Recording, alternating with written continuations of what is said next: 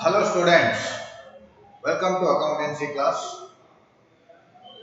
Today, let me start the particular subject, corporate accounting, first chapter that you already know about the final accounts of a company.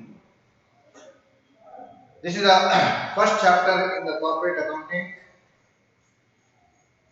Dear students, you have studied accountancy from first year PUC till your post graduation, right? Continuously you are studying accountancy and you have prepared the accounts of different types of business organizations. That may be a sole trading concern, partnership business, right? Cooperative societies, joint stock companies, and also specialized institutions like banking companies, insurance companies, electricity companies, and various not-for-profit organizations also. So various types of accounts you have prepared. And here the final accounts of any business organization consists of the statement of profit or loss or profit or loss account and the balance sheet. Now, before going to explain about the various types of final accounts of a particular business organization, let me explain in here what are final accounts and why it is prepared. What is the purpose of preparing final accounts? And you all know that final accounts are the accounts of a business organization prepared at the end of the financial year. A business organization, after keeping of various books of accounts, after maintaining number of books of accounts, it has to prepare at the end of the year a final accounts to know the performance of the business and also to know the financial position of the business. So, keeping in mind or taking into consideration the performance, to know the performance and its sources and application of funds, a business organization prepares final accounts at the end of the year. A sole trading concern, a partnership firm, a joint stock company, and various other forms of business organizations. They prepare final accounts, right? Now, you have already prepared the final accounts of a sole trading concern and partnership business. The final accounts of a sole trading concern partnership business consists of, right, a profit and loss account and a balance sheet for the particular period.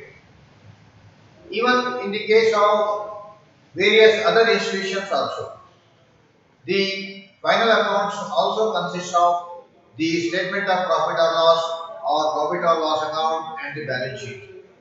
And in the case of a not-for-profit organization, in a company, in a business organization, in a particular organization which is not started, which is started not to earn profit, right? Which is started to render services to the people, services to the society, members of the institution. They also prepare, and those organizations also prepare final accounts, right? Those final accounts called as the income and expenditure account and the balance sheet. So, generally, all business and even not-for-profit organization prepares final accounts. Now, this is the final accounts of a company, final accounts of a joint stock company. You know it very well. Final accounts are prepared to know the performance, the profit or loss of the business, and also financial position of the business. The profit or loss account or statement of profit or loss shows the operating result, the profit, net profit or net loss of the business, and the balance sheet of the company shows the financial position of the business, right? It shows the various assets of the business organization and various liabilities of the business. So it shows as on a particular date what is its financial position, whether the business has very good financial position, sound financial position, or a weaker financial position. Now, in this chapter, final accounts of a joint stock company you are studying, and you have already studied in your undergraduate level also the final accounts of a joint stock company. Now, what is the difference between final accounts of a company and the final accounts of other business organizations like a sole trading concern and partnership business? Right? Generally, there is no difference in the preparation of the final accounts of a joint stock company and the preparation of the final accounts of other businesses like sole trading concern and partnership business. It is prepared in the same manner after the preparation of, after the maintenance of all the books of accounts, after recording all the financial transactions of the business in a particular books of account, right? The at the end of the year, these accounts are prepared. But there is a difference in the preparation, format, contents, and presentation of final accounts of a joint stock company. See, in a sole trading concern, there is no what is called as provisions regarding the preparation and presentation, right? In a partnership firm also, right? The final accounts of a partnership business, right, need not be published to the general public. And the Partnership Act of 1932 also will not it made it compulsory to publish the accounts of a partnership business. But in the case of a joint stock company, the Companies Act of 1956 earlier and the present Companies Act, that is Companies Act of 2013, right, provides number of or lays down number of provisions regarding the preparation and presentation of final accounts of a national company. Therefore, in order to study the final accounts of joint stock company, we must understand the various provisions of the Companies Act of 2013, right, regarding the preparation and presentation of financial statements. So, final accounts of a joint stock company consists of a statement of profit or loss. So, earlier it was called as profit and loss account, trading and profit and loss account, or manufacturing account and profit and loss account, and profit and loss appropriation account. Earlier it was called as three accounts, that is manufacturing account or trading account, profit and loss account, and also profit and loss appropriation account. Now the joint stock company prepares only a statement of profit or loss instead of all these three accounts. So final accounts of a joint stock company consists of a statement of profit or loss, just like profit and loss account and the balance sheet. Statement of profit or loss is prepared to know the operating result of the business, to know the profit or loss of the business for a particular period, and the balance sheet is prepared to know the financial position of the particular business as on a particular day. So, the important point to be noted in this case here is the final accounts or accounts of a joint stock company has to be prepared, has to be maintained as per the various provisions which are laid down in the Indian Companies Act 2013. Now earlier it was Indian Companies Act of 1956. Now this Companies Act 2013 is replaced the Indian Companies Act of 1956, and the 2013 Companies Act 2013 is implemented various new sections, and also it has replaced the various sections of Companies Act of 1956. See, number of sections of 19 Companies Act of 1956 has been changed or replaced, and new sections are imposed or implemented in the new Companies Act 2013. So, first of all, let us discuss here, let us understand here what are the highlights of this Companies Act of 2013. Right? Companies Act of 1956 was the earlier act, and in the present, in the new Act of 2013, number of number of sections of the Companies Act of 1956 has been changed. Now, in order to provide importance to the shareholders, in order to provide importance to various stakeholders, and taking into consideration the present business environment, the present business situation, right? Number of sections of old act has been changed and new, sections have been implemented. Now, what are these changes here, or what are the highlights of the Companies Act of 2013? Now, one by one, let us see here. The important change here is class action suit for shareholders. That is, making the shareholder and other stakeholders more informed and knowledgeable about their rights. Now, the new Act of 2013, Companies Act of 2013, give importance to shareholders and various stakeholders, that they are informed and knowledgeable about their rights. Right? It means shareholders are the owners of the company, and various stakeholders, the persons, the people who are interested in the activities of business, the stakeholders who has a claim in the assets of the business, right? They are given more importance. They are given more importance in the sense that more information needed to be supplied, more information is to be given to these stakeholders and shareholders regarding the business activities. They are more informed and knowledgeable about their rights. What is their claim? What is their rights in the company's activities? Right? So, class action suit for the shareholders is a new issue or new thing introduced in the present Act of 2013. And more power for the shareholders. Approval of shareholders on various significant transactions. It is also one of the new change made in the Companies Act 2013.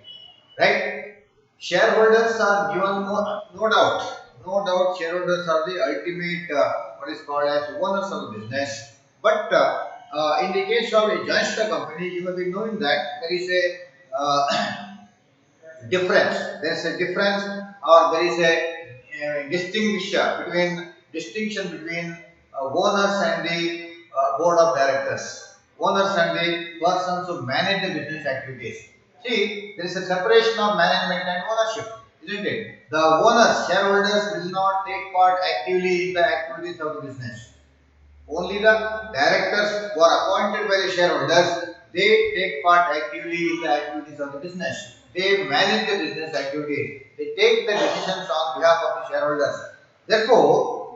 Therefore, the earlier act, the rights of the shareholder was not, there was no more power, more rights to the shareholders. Now, the present new act has given more power to the shareholders in the sense that approval of shareholders on various significant transactions, isn't it?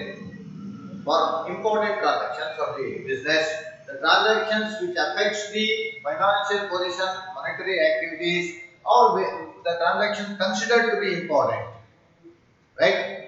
Maybe approval of a particular project regarding the, in the business operation. So significant transactions, for significant transactions of the business, the approval of the shareholders needed, the approval of the shareholders to be taken into consideration. So that was the change made in the Companies Act, New Act 2013. And another important change was women empowerment in the corporate section. Earlier it was not there, right? Earlier it was not there. So, women empowerment. That means appointment of at least one woman director on the board for certain classes of companies only. It was not made compulsory in the case the earlier act. The Act 1956, right?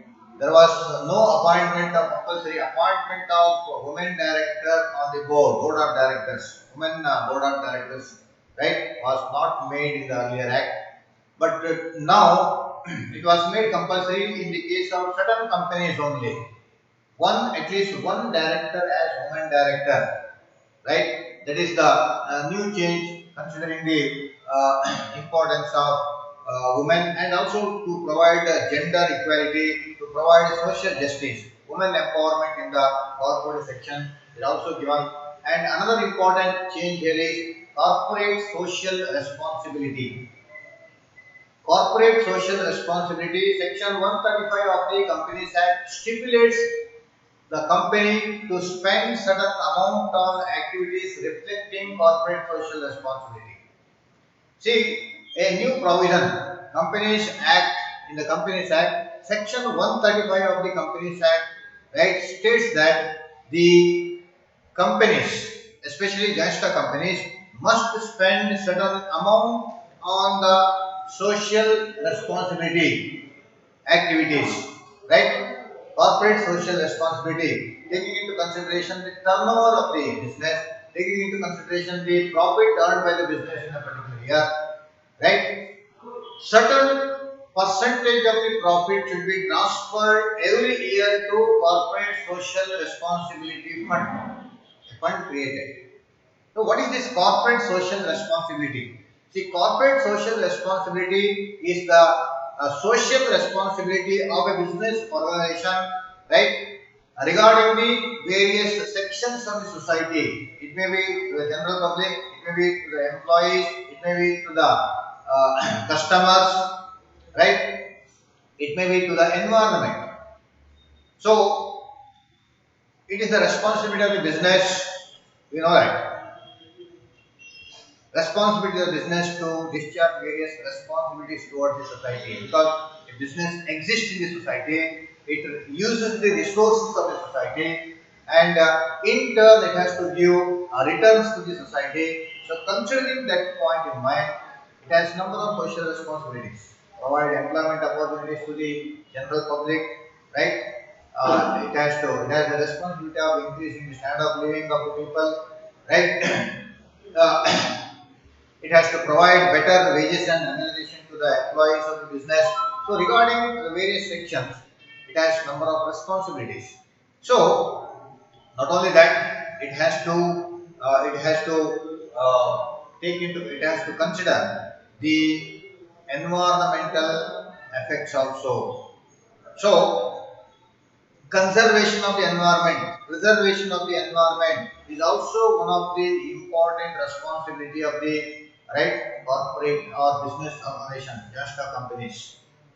So the various resources utilized, natural resources used by the business organization has to be utilized in a to the maximum extent, and taking into consideration there is no wastage of such natural resources, right? It should use the natural resources effectively, right, for the business purposes, and various discharge of the industrial waste also.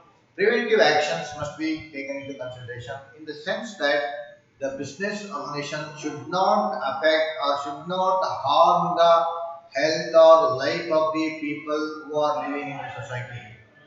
So, for that purpose, for that purpose, it has to spend certain amount on the activities which are reflecting corporate social responsibilities. It has to take various measures, number of measures, right, to control the pollution, environmental pollution.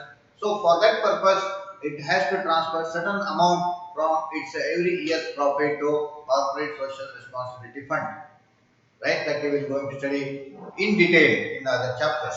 Similarly, National Companies Law Tribunal is replacing Law Board. Earlier in the 1956 Companies Act 1956, there was a National Company Law Tribunal. Now it is replacing Law Board. So it is a new change.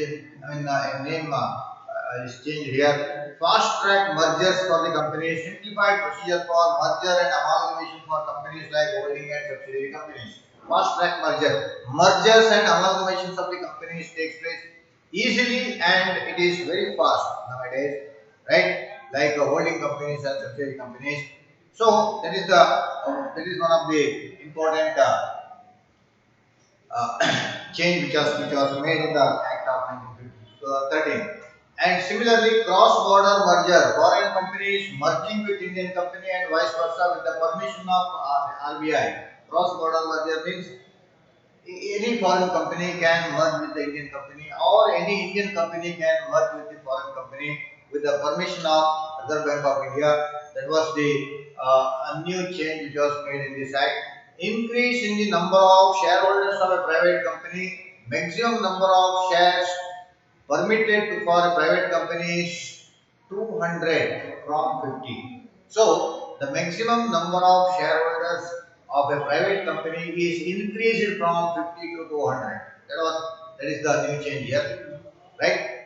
And the maximum number of members in a public limited company it is same here unlimited and minimum also 7, and only in the case of private limited companies maximum number of shareholders change from right 50 to 200, right? A private company can have a maximum number of members or shareholders as 200. That is the one change that has made. And one person company with one director and shareholder. Earlier it was not there. Earlier it was not there. In the Companies Act 1956, there was no provision of a one-person company or one-man company. 2013 Act, right, allows, right, to start a company by one person having one shareholder and one director, right? So it is a change, and a person can start his own company, right? His own company, and with one shareholder. He is the only member, he is the only shareholder, and he is the only director. And Companies Act of 2013 also limit the maximum number of partners as 50. The maximum number of partners in a company is, I mean, not no, not company, partnership firm. The maximum number of partners in a partnership firm is 50. Earlier, in any business, maybe banking business or any other business, earlier it was right. Maximum number of partners in banking business it was 10, and other business it was 20. But the Companies Act 2013 limits the maximum number of partners as 50 in any business, not specifically banking business and other business. The maximum number of partners is 50, and electronic mode of accounts of a company. And the Companies Act allows the companies to maintain the accounts right in an electronic mode, and Indian resident as director. It is one of the it's a new change which was made. Every company shall have at least one director who has stayed in India for 182 days in a previous year. Right? It is a new change made in this particular act. A director, right? In any company, the director, one of the director of the company, at least one director must stay right at least 182 days in a particular year in the previous year. So there must be a resident, Indian resident as director. Indian resident as director. So he must be available in India for at least 182 days in a previous year. Right? So these are the various highlights of a new act, the Companies Act of 2013. There are various other things, right? Changes which are made, but the important things are here. Those are the changes made. And now here we have to discuss the various financial statements of the company. Now final accounts consist of the final accounts of a company consists of various statements. Now, as per section 240 of the Companies Act of 2013, financial statement means what? Or financial statement includes what?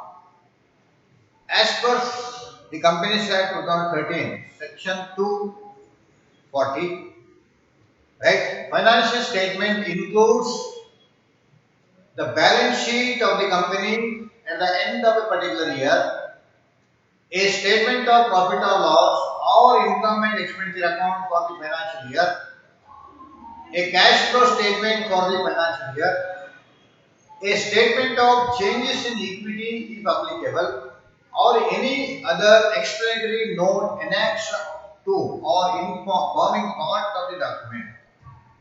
So, financial statement of a joint stock company, not I am telling only in case of joint stock company. In other businesses, in a sole trading concern, all these things are not need not be there. A financial statement of a joint stock company must include all these statements, right? As we already know that financial statement consists of balance sheet. Balance sheet is a statement which shows the financial position of a business as on a particular date, right? It shows various assets and liabilities. You know that. A statement of profit or loss. Earlier we call it as profit and loss account, trading account, profit and loss account, and profit and loss appropriation account. Now it is called as a statement of profit or loss. Or a joint stock company. A company must also include income and expenditure account for the financial year, right? In case of a not-for-profit organizations, not-for-profit organization, instead of statement of profit or loss, it has to prepare income and expenditure account for the financial year. So, a statement of profit or loss or an income and expenditure account and a cash flow statement for the financial year, right? It must prepare and present a cash flow statement of the business, cash flow statement for a particular year, right? Showing the inflow and outflow of cash, right? It has to be presented, it has to be prepared and presented along with the other statements. A statement of changes in equity if applicable. If there is any change in the equity, shareholder funds, equity means shareholder funds. If there is any change in the shareholder funds, that statement has to be presented along with these financial statements, along with these statements, right? And also any other explanatory note annexed to or formed part of the document, any other document or any other explanatory note which is necessary as a part of the above statements. Balance sheet, if balance sheet requires an explanation or any items in the balance sheet requires an explanatory note, right? Or any item in the statement of profit or loss requires an explanatory note, right? Such explanatory note has to be annexed to or forming part of the document. So these are the various statements which consist of or which are included in the financial statement of the company. Therefore, financial statement consists of these statements: balance sheet, statement of profit or loss, right, and cash flow statement, and changes in equity, statement of change in equity, and any other explanatory note. Now, another point here is the financial statement of one person company, small company, or dormant company may not include cash flow statement. The Companies Act has not made compulsory to prepare and present a cash flow statement for, right, one man company, one person company, small companies, and also dormant companies. Right? They need not prepare and present the financial statement.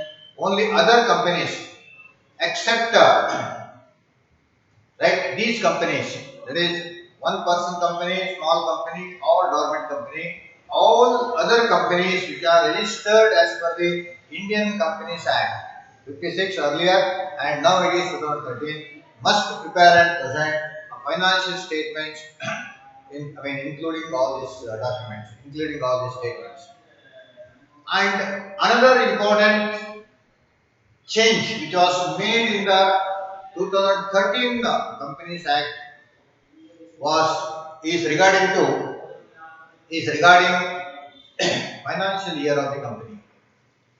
Section 2 bar 41 of the Companies Act 2013 financial year means a period ending on 31st March every year, right? And under Companies Act 2013, all companies must have their financial year as a period ending 31st March every year, except in the case of holding and foreign companies or subsidiary companies with the government approval. This is the new thing which is included in the Companies Act 2013. Right? The financial year earlier was any year. It may be a calendar year, it may be a financial year, it may be January to December, it may be April to March. But a new section included in this act is the financial year of every company must end on 31st March only. Right? The period ending should the period of the period of the year ending of the company should be on 31st March every year. Right? Except in some cases, except the holding company or subsidiary company and a foreign company, it can change their financial year with the approval of the government, right? With the approval of the government, it can change its what is called as final year or accounting year. Accounting year can be right other than 31st March with the approval of the government. And the preparation and presentation of financial statements. There is also a section included in the preparation and presentation of the financial statement of a company. See, earlier also it was there in the case of Companies Act of 1956 also, right? Schedule 6 was there, right? The statement of profit or loss and the balance sheet of a company must be prepared in the format which was given in the schedule. Earlier also it was there, but now also section right 129 1 of the Companies Act 2013 requires that right the financial statement shall give a true and fair view of state of affairs of the company. Right? Say, financial statement of a joint stock company must be prepared as per the format, as per the form which is given in Schedule 3 of the Companies Act. The various, items to be shown in the balance sheet of a company, the items should be shown in the statement of profit or loss, right? It is given in the format. The company's financial statements, like statement of profit or loss and balance sheet, must be prepared in the same format, and it has given the content, what contents it must include. So the financial statement must be prepared. The financial statement prepared must give a true and fair view of state of affairs of the company. Right? It means the financial statement. It may be a statement of profit or loss. It may be a balance sheet. It may be a cash flow statement, or it may be a statement showing changes in equity. It must give a true and fair view of the state of affairs of the company.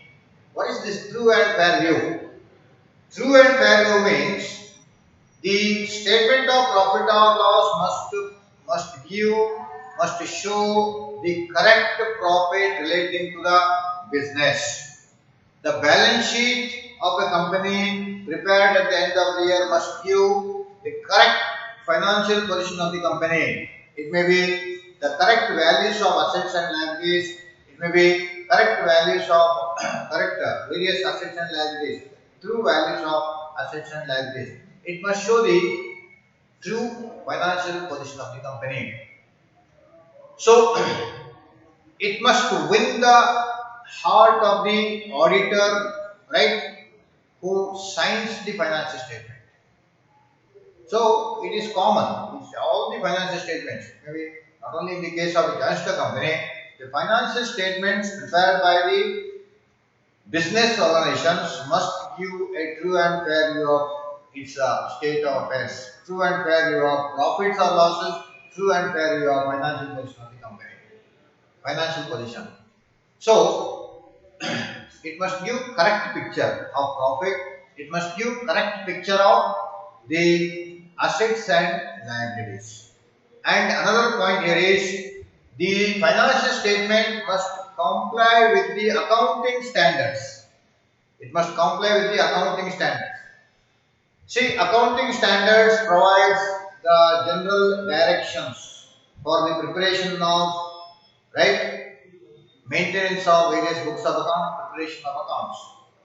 So, whatever standards are given as per the Indian accounting standard, international accounting standard, right? According to those standards only, all the items of the financial statements, it may be assets, liabilities, it may be incomes, expenses, it must comply with. I mean, those things, right, should be followed.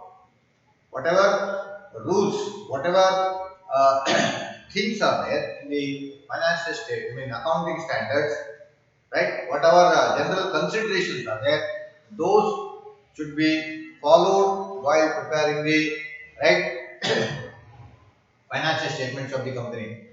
It must comply with the accounting standards and also generally accepted accounting principles. There are some generally accepted accounting principles.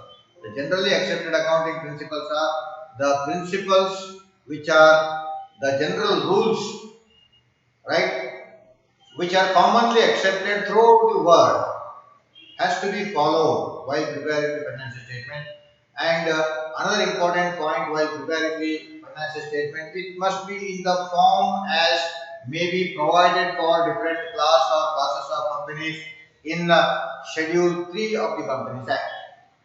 So, the financial statement prepared must be in the same format as it is provided or as it is given in Schedule 3 of the Companies Act. As I told you, there is a particular format for the preparation of statement of profit or loss. So, in that particular form only, the incomes and expenses must be shown. It is, see, you might have prepared that. The statement of profit or loss consists of, right, a format.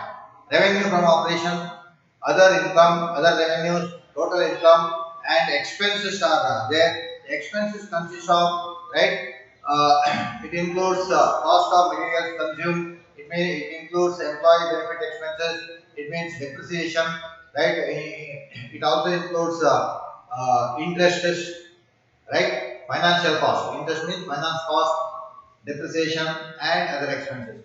That means the revenue and expenses are, I mean, should be shown in a separate categories.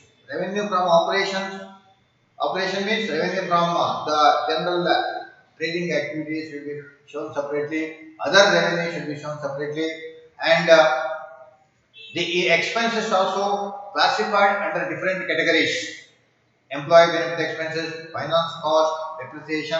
So these costs must be separately shown in the income statement, statement of profit or loss, and net profit is shown. Net profit is calculated and shown in the financial statement, right? Then the balance sheet also. The Schedule 3 of the Companies Act of 2013 gives the format in which the balance sheet of the company should be prepared.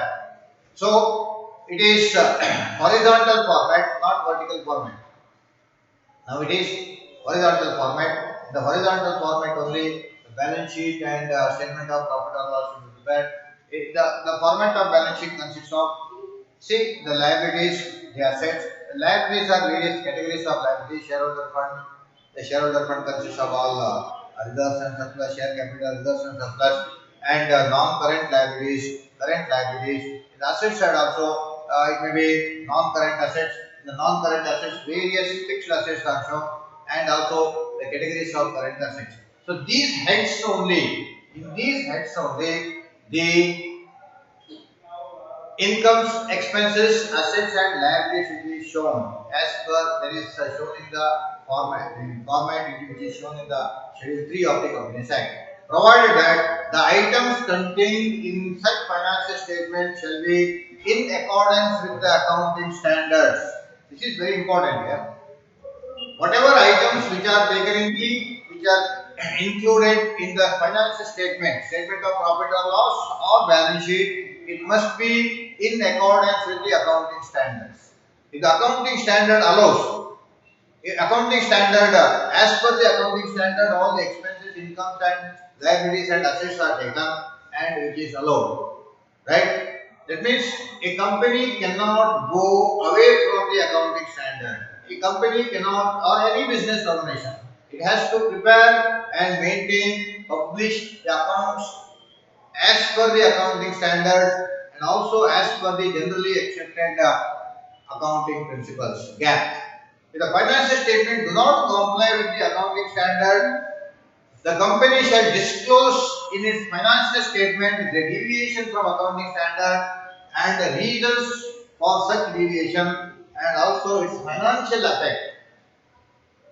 So, if any company suppose do not follow the accounting standards, suppose there may be some differences, situations may arise such that it may has to go away from the accounting standards. Sometimes, sometimes the environmental, the economic, the political situation sometimes may allow the company to go right, not in the same direction as accounting standards. It may go away from the accounting standard. And if a company do not comply with the accounting standards, the company shall disclose in its financial statement.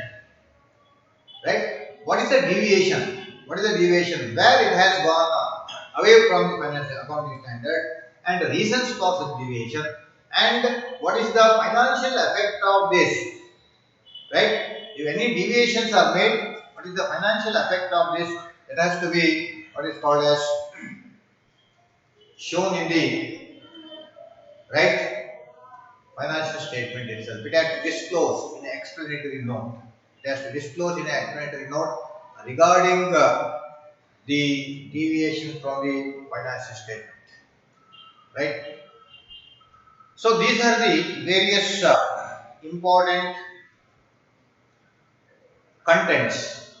Right? Those are the various important points to be remembered, points to be considered by the national company while preparing the financial statements. Right? And we have discussed here the various changes which are made in the new Act of 2013 while preparing the financial statements, and also how the financial statements needs to be prepared. That means the various contents of the financial statement, right? And how it should be prepared. We have discussed here, and it is enough today. And in next class we shall discuss about, more provisions and more contents regarding the preparation of financial statements. Thank you.